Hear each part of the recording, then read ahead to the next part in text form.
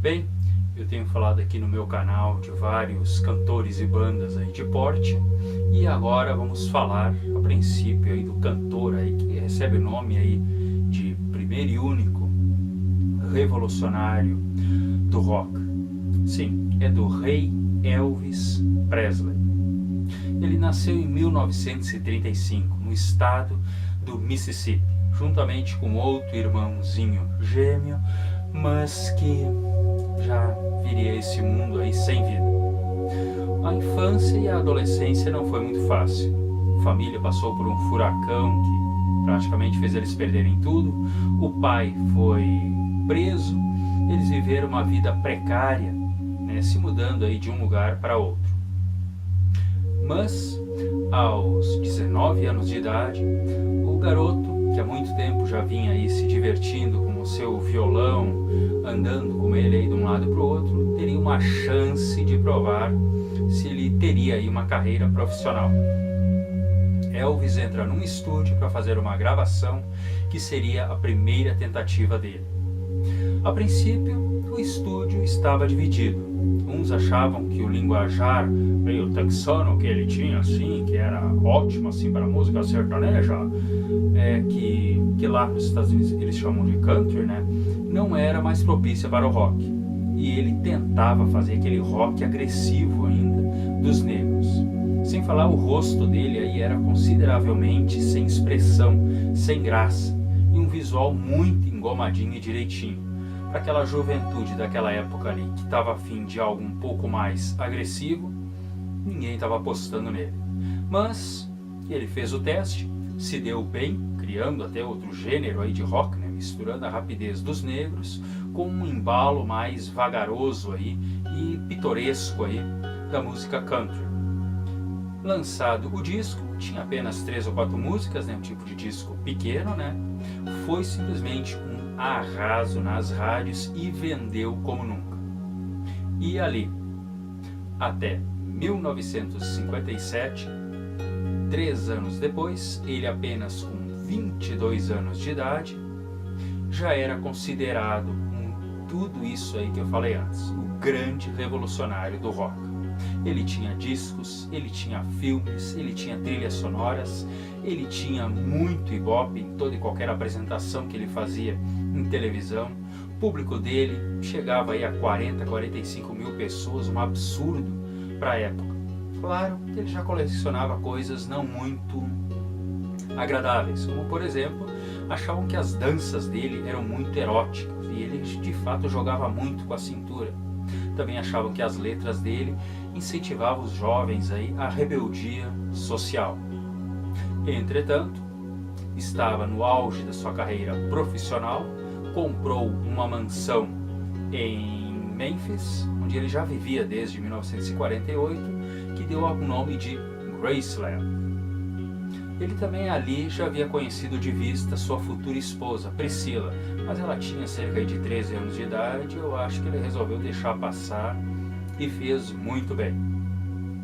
Entretanto, a carreira de Elvis é feita de guinadas. Super sucesso na primeira tentativa não foi a única. Em 58, ele é convocado para a guerra, algo que o empresário dele a princípio poderia ter descolado fácil. Mas Tom Parker, que aliás foi o empresário que ele teve durante a vida inteira, né, foi o único, né, achou que seria um bom marketing, né, para a década de 50, os anos dourados, um homem indo para a guerra, ele praticamente já virava um herói. Então, Elvis aceitou o desafio e foi, mas para a grande sorte dele, ou de repente uma jogadinha aí de cintura, né, ele foi servir por 1 ano e meio na Alemanha, longe dos reais conflitos. Mas antes de ir para lá, ele infelizmente perde a mãe em agosto daquele ano, o que, conforme pessoas mais próximas dele, foi um severo golpe. Ele tinha inclusive fugido um pouco aí do padrão dele e gravou um disco gospel ali por 56, tudo para homenagear a mãe, com quem ele tinha uma ligação muito forte.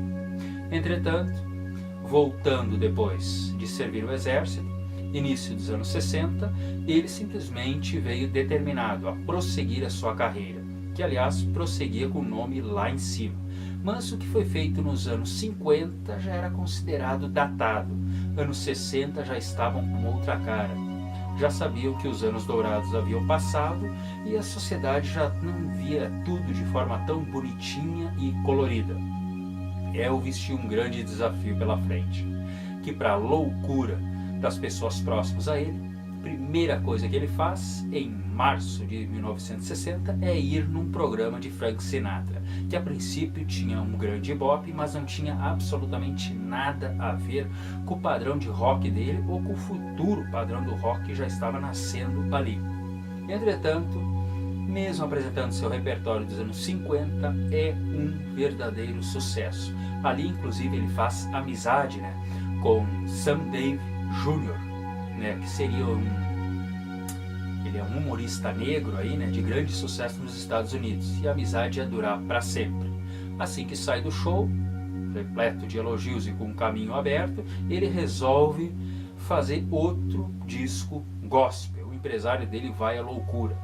Em 61, o empresário dele de novo vê outra guinada. O que esse Tom Parker deve ter sofrido, Os números de Elvis eram excelentes, mas ele tinha cada ideia que o empresário dele às vezes enlouquecia, Ele resolve ficar de 61 a 66 se dedicando direto a filmes e às trilhas sonoras do mesmo. Os filmes, nem precisa se dizer, rendiam filas e mais filas, e as trilhas sonoras acompanhavam a mesma coisa. Aliás, foi nesse período aí, em 65, que houve aquele encontro. Os Beatles queriam conhecer o Elvis Presley. Todo mundo queria conhecer os Beatles, mas os Beatles só faziam questão de conhecer o Elvis Presley. Mas nada é eterno, 66, o que ocorre? Simplesmente essa grande demonstração de considerável talento de Elvis Presley, porque ele fez filmes de comédia, faroeste, fez filmes de guerra, fez drama, fez musicais, sempre mostrando muita personalidade. Apesar, como ator, ele fazia sempre o mesmo personagem, mas o público dele gostava, e daí? Entretanto, no último ano dessa fase, os filmes caem consideravelmente, tanto a trilha, o desempenho do Elvis, que já não era grande coisa, e mais o roteiro dos filmes. Começam a vir muitas críticas do público. E junto a isso, paralelo, Elvis começa a estudar de novo sobre a música gospel. E outra guinada acontece. 67 e 68 ele se dedica à música gospel. Aos que não sabem, é essa música religiosa, muito agradável, com belos arranjos, harmoniosa, longe de um toque de rock. Entretanto, o talento de Elvis surpreende.